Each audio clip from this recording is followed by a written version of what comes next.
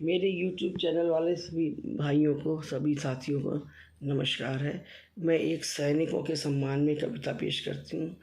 आप इसको लाइक और सब्सक्राइब जरूर कर देना। सुनिए। सीमा पर पहरा देने वाले ओ वीर जवानों, तुम तो ईश्वर के प्रतिनिधि हो।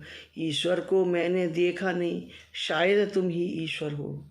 तुम भूखे प्यासे रहकर भी सारी सारी रात जागते हो और पहरा देते हो। सारी सारी रात जाग के पहरा देते हो।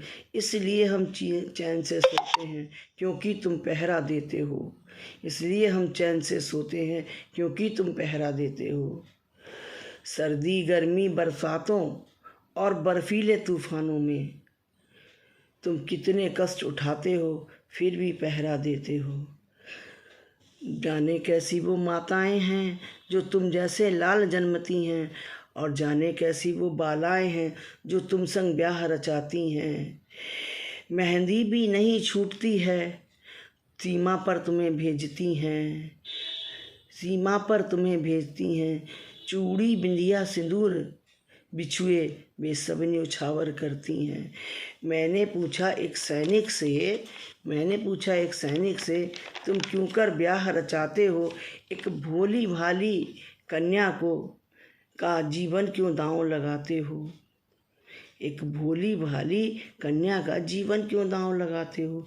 तुम तो शहीद हो जाते हो और वो विधवा हो जाती है। अपना सारा जीवन सूना करके वो कितने कष्ट उठाती हो। तो गर्व से बोला वो सैनिक, क्या सैनिक की पत्नी आम पत्नियों जैसी है। क्या सैनिक की पत्नी वो आम पत्नियों जैसी है।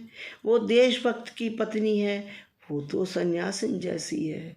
वो देशभक्त की पत्नी है, वो तो सन्यासिन जैसी है।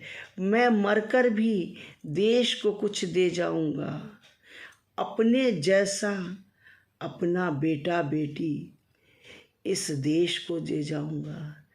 जब मेरी जगह हो खाली उन बच्चों से भरवाऊंगा। जब मेरी जगह हुई खाली उन बच्चों से भरवाऊंगा। वीरों से देश न हो खाली, इसलिए मैं ब्याह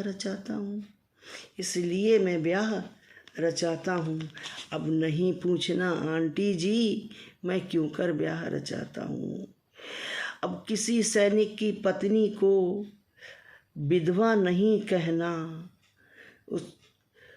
अब किसी देश की सैनिक की पत्नी को विधवा नहीं कहना। वो तो एक सन्यासिन है। उसका जीवन सन्यासिन सा। वो अब अपने बच्चों को सीमा पर भेजेगी। इसलिए आंटी जी मैं ब्याह रचाता हूँ। मैं तेरे सम्मान में बेटा अब मेरे पास कुछ शब्द नहीं। तू जहाँ पैर रख देता है वो एक तीर्थ बन जाता है। तेरे इस जज्बे से ये भारत धन्य बन जाता है।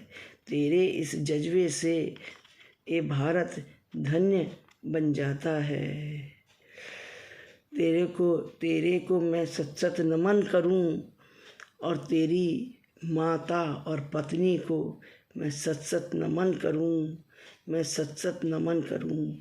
जय हिंद।